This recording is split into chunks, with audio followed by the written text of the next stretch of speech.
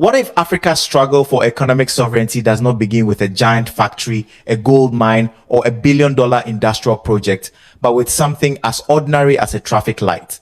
Every day, drivers across African cities stop at red, wait for yellow, and move on green.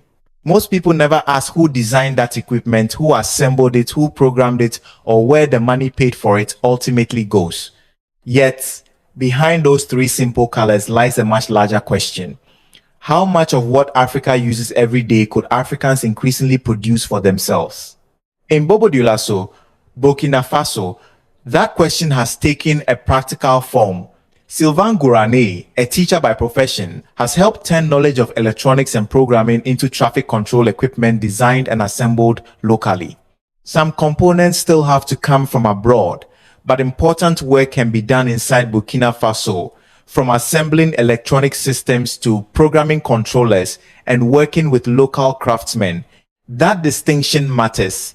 Economic sovereignty does not require Burkina Faso to manufacture every electronic component tomorrow morning. It begins when a country asks, which skills, jobs, maintenance services, and parts of the production process can realistically remain at home?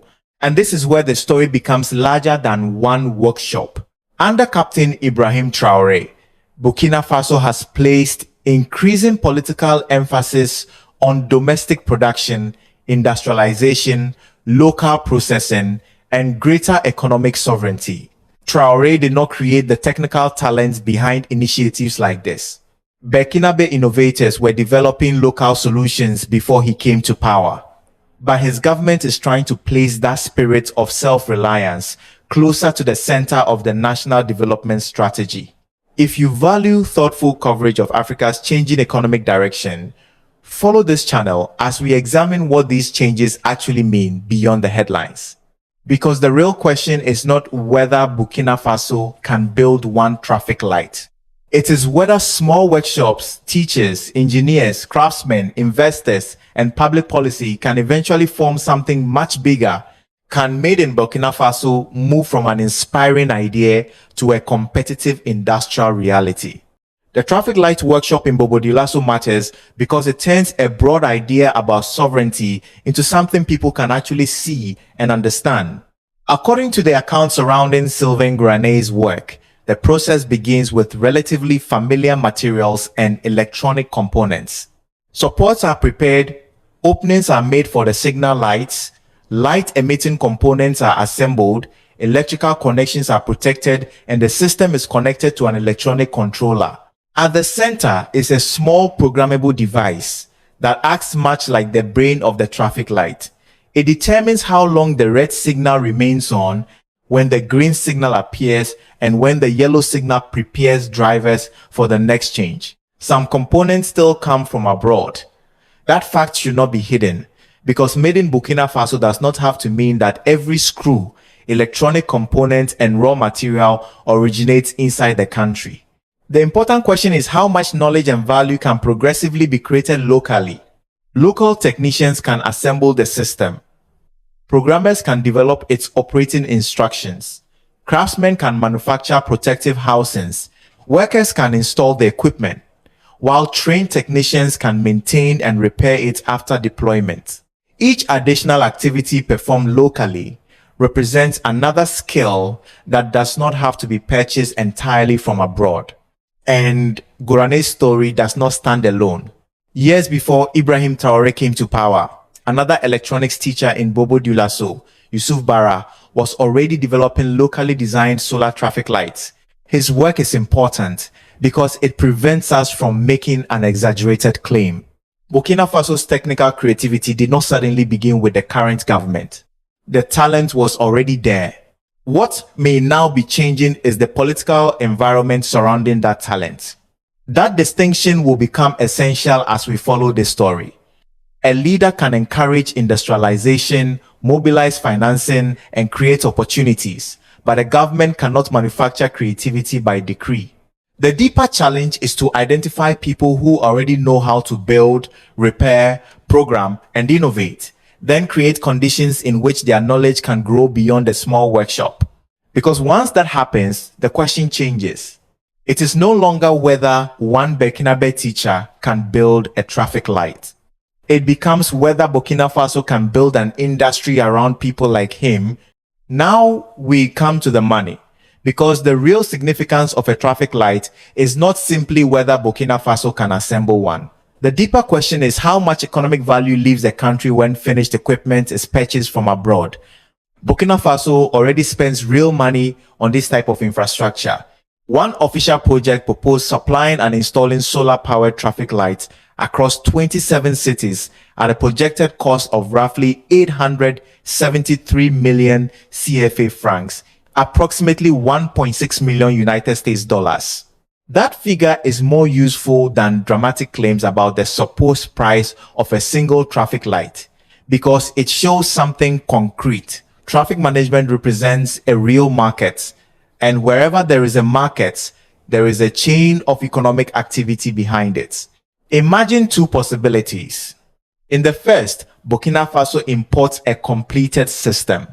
Much of the manufacturing value has already been created somewhere else. The country receives the finished equipment, installs it, and may remain dependent on outside suppliers for specialized replacement parts or technical support. In the second, Burkina Faso imports only the components it cannot yet produce competitively. Local workers manufacture the housing. Local technicians assemble the electronics. Burkinabe programmers configure the controller. Local teams install the system, maintain it, repair it, and eventually improve the design. The country is still trading with the outside world, but the economic equation has changed. More wages remain at home. More technical experience accumulates locally. Local businesses receive orders. Young technicians gain practical experience, and when something breaks, knowledge of the system is closer to the road where that equipment is operating. This is why economic sovereignty should not be confused with producing everything alone. Burkina Faso does not need to manufacture every electronic component tomorrow to begin reducing dependence. It needs to identify the parts of the value chain that its people can realistically capture today, then expand those capabilities over time. A traffic light therefore becomes more than street equipment. It becomes a simple test of a much larger economic principle. When Burkina Faso spends money, how much of that spending can also build Burkina Faso? Ibrahim Traoré enters this story at a very specific point. He did not invent Burkina Faso's local technical talent, and there is no verified evidence that he personally created or financed Sylvain Gourane's traffic light workshop. His influence lies somewhere larger, in the political direction he's trying to give the country. Since taking power, Traoré has repeatedly emphasized domestic production, local processing, industrialization, and greater economic sovereignty. His message is straightforward. Burkina Faso should not remain primarily a market where finished products made elsewhere are purchased and consumed. Wherever realistic, more value should be created inside the country. That approach can already be seen beyond traffic equipment. When industrial facilities have opened in sectors, including flour, maize, tomatoes, detergents, cashew processing, and other activities, Traoré has repeatedly encouraged Burkinabe entrepreneurs to invest in production. He has also called on Burkinabe living abroad to bring capital and expertise back into the country's development. This gives the traffic light story a different meaning. Gourane represents what can happen from below, when knowledge becomes a product. Traoré represents an attempt from above to make domestic production a national priority. The distinction matters because political leadership cannot simply order innovation into existence. A president cannot sign a decree and suddenly produce thousands of skilled engineers, competitive factories, reliable suppliers, and successful exporters. But leadership can influence the environment in which those people operate. A government can decide whether local production receives attention. It can improve access to financing. It can invest in infrastructure and technical education. It can establish standards and use public purchasing to create opportunities for qualified domestic companies. Traoré's real test, therefore, is not whether he can inspire people to say, "Made in Burkina Faso." It is whether that political message can become an economic system capable of helping people who already know how to build. Burkina Faso had innovators before Traoré. The question now is whether his government can help transform scattered talent into lasting productive capacity so that self-reliance becomes more than a powerful idea and begins to function as an industrial strategy. For Made in Burkina Faso to move beyond individual success stories, political ambition must be connected to practical economic tools. This is where the role of the state becomes important. Burkina Faso has already begun using public financing mechanisms to support domestic businesses. The Burkinabe Fund for Economic and Social Development, for example, has provided financing and investment to industrial companies.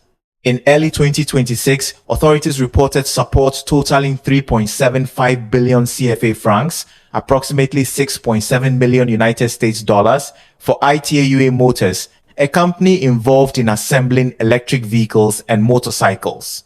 Other businesses around Bobo Dioulasso have also received financing for activities, including cashew processing, agricultural production, and industrial development. The principle is simple. A talented entrepreneur may have knowledge and a promising product, but expanding production requires machines, workers, inventory, facilities, and working capital. Without financing, many innovations remain trapped inside small workshops. Public purchasing can provide another tool. Burkina Faso's government and municipalities already need traffic signals, street lighting, replacement components, and maintenance services. If a domestic producer can meet required safety and quality standards, part of that public demand could provide the first reliable market needed for expansion. But there must be an important condition. A government should not buy a product simply because it carries the name Made in Burkina Faso. Traffic equipment affects human safety. Domestic producers must demonstrate reliability, durability, reasonable prices, and the ability to provide repairs and replacement parts. Supporting local industry without demanding quality can replace dependence on imports with dependence on inefficient subsidies. The state's best role is therefore not to guarantee success. It is to create conditions in which capable businesses have a fair opportunity to succeed. That means financing, technical education, infrastructure, transparent purchasing, and clear standards. Burkina Faso has also experimented with community financing and with raising capital from Burkinabe living abroad for development projects. Together, these approaches point toward a broader strategy. The state can open a door, but entrepreneurs must still walk through it. If Burkina Faso can combine public policy with competitive private production, a small workshop can become more than a symbol of self-reliance. It can become the beginning of an industry. A traffic light can also tell us something important about employment because behind every finished product is a chain of people whose skills give that product life. Think about a young Burkinabe student learning electronics. He may spend years studying circuits, electrical systems, programming, and maintenance. But if nearly every finished technical product used around him is imported, where does he apply that knowledge after graduation? This is where local production changes the equation. A traffic signal requires more than one inventor. Someone must design the system. Someone must program the controller. Metal workers can produce protective housings. Technicians assemble electronic components. Installation teams place the equipment at intersections. Other workers test it, maintain it, replace damaged parts, and keep the system operating. One product can therefore connect several professions. That makes Sylvain Granet's background as a teacher especially meaningful. The knowledge taught inside the classroom does not have to remain theoretical. Electronics and programming can become tools for solving ordinary problems that people see every day. This raises a larger question for Burkina Faso and for Africa. Are schools preparing young people only to search for existing jobs? Or can education also prepare them to participate in creating products, businesses, and new industries? The answer should not be romanticized. One traffic light workshop cannot solve youth unemployment in Burkina Faso. Even one successful factory cannot do that. But imagine hundreds or thousands of small and medium-sized businesses operating across food processing, energy, construction materials, agricultural equipment, electronics, transportation, and other practical sectors. Each business may employ only a limited number of people, but together they can create an economic network in which technical knowledge has somewhere to go. That is why industrialization is ultimately about more than machines. It is about connecting education to production and production to employment. For Traoré's vision of greater self-reliance to succeed, Burkina Faso will need more than patriotic enthusiasm. It will need skilled workers who can manufacture reliably, managers who can build sustainable companies, and schools that understand what the economy actually needs. The young person studying electronics today should be able to imagine more than an office job tomorrow. He should also be able to imagine building something his country needs. Now comes the harder test for Ibrahim Traoré's vision. Building something once is not the same as building an industry that can compete year after year. A traffic light makes this distinction easy to understand. Equipment installed at a busy intersection must survive intense heat, dust, heavy rain, electrical problems, and continuous operation. Drivers and pedestrians depend on it. If the red signal fails at the wrong moment, poor quality is no longer merely an economic problem. It can become a matter of human safety. That means made in Burkina Faso cannot survive on national pride alone. Locally produced traffic systems must prove their brightness, durability, electrical safety, resistance to weather, ease of repair, and reliability over time. If Burkina Faso eventually wants to sell such equipment to neighboring countries, those standards become even more important. The same principle applies to the wider industrial strategy associated with Traoré. Opening a factory creates hope.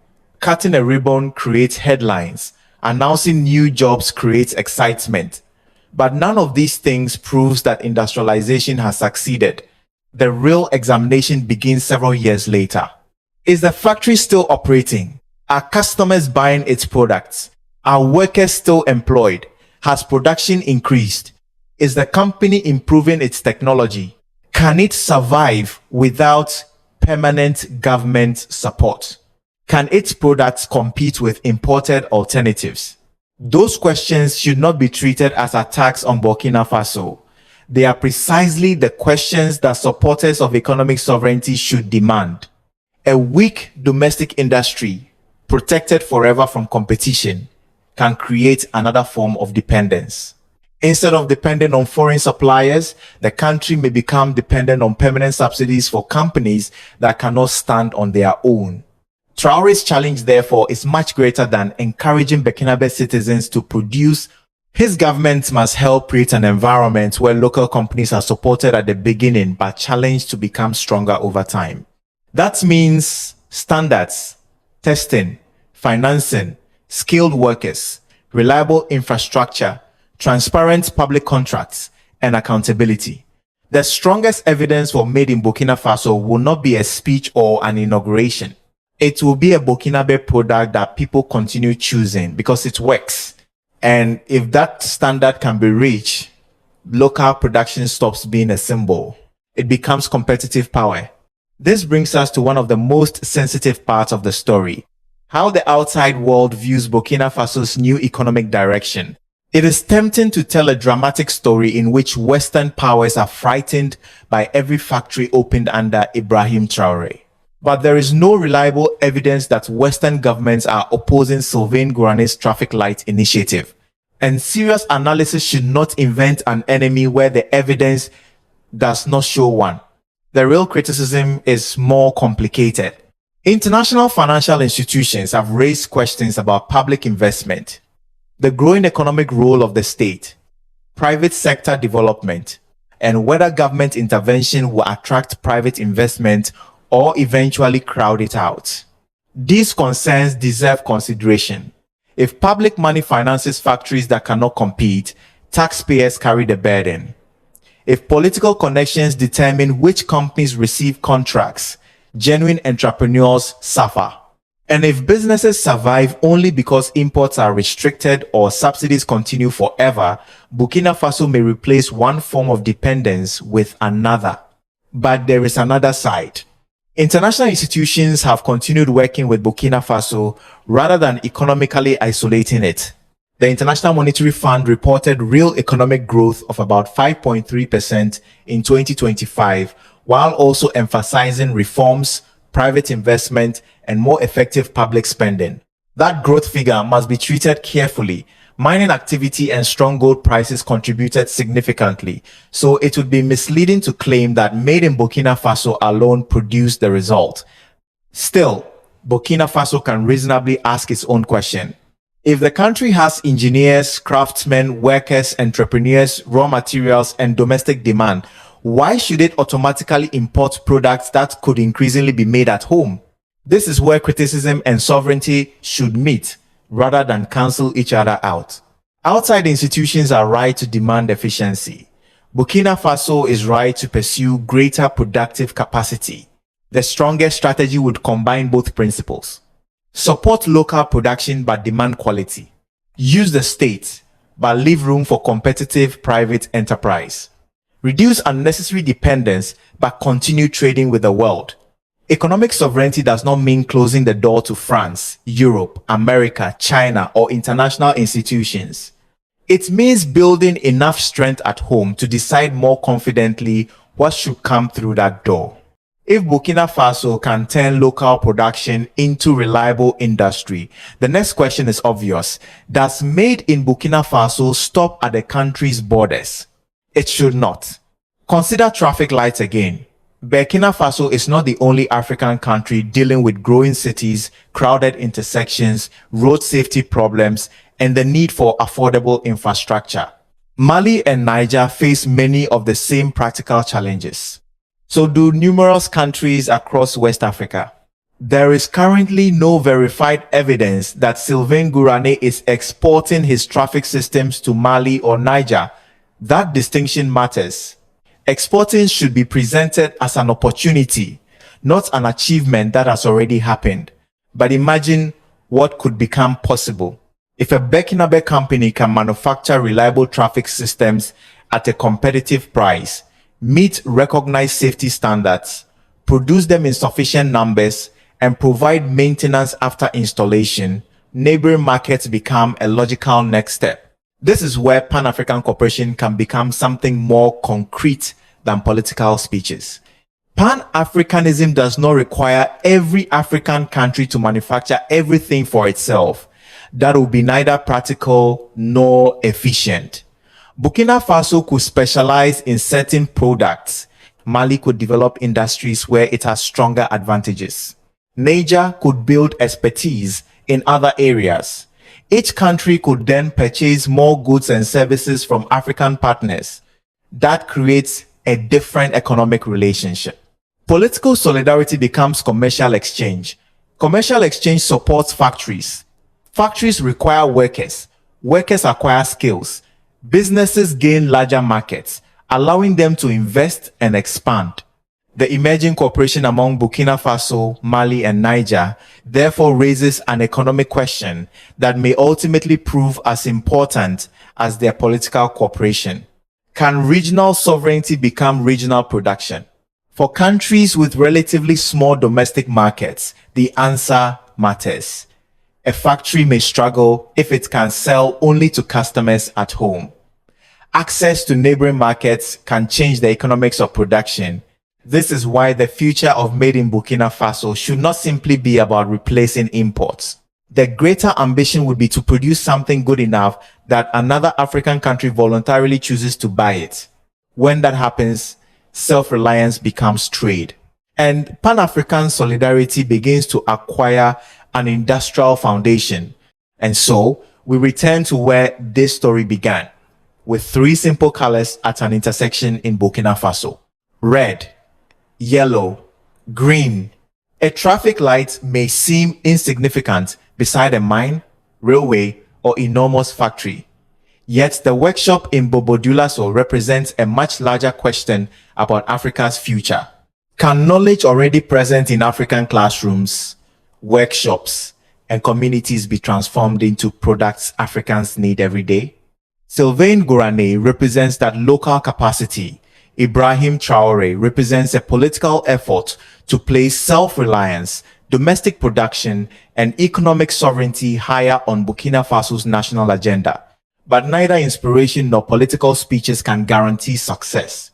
The real test is production. Can Burkina Faso manufacture reliable products at competitive prices? Can businesses create lasting jobs? Can workers acquire better skills? Can local companies eventually sell beyond Burkina Faso into Mali, Niger, West Africa, and the wider Sahel?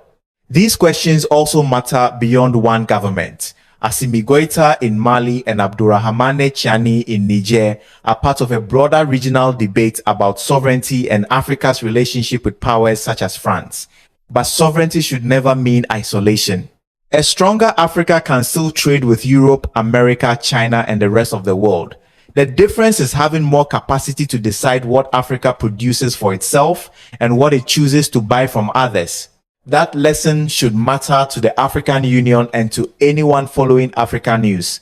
Perhaps Pan-African cooperation will become most meaningful when African nations not only support one another politically, but manufacture, trade, invest, and create jobs together. So look around your own country and ask one question. What are you importing today that your people could realistically begin producing tomorrow? Share your answer and your country's story in the comments. And if you want to continue examining the economic changes shaping Africa, follow this channel and join us for the next story. Because the road toward economic sovereignty may not always begin with something enormous. Sometimes it begins when one teacher looks at an imported product and asks a remarkably powerful question. Why can't we make this here? We sincerely appreciate your time and support. Every video on this channel is carefully researched, thoughtfully written, and meticulously edited by our dedicated team. We don't rely on automated production or shortcuts to create our content. Every story, every visual, and every detail is crafted with genuine care, passion, and a commitment to bringing you meaningful, high-quality videos.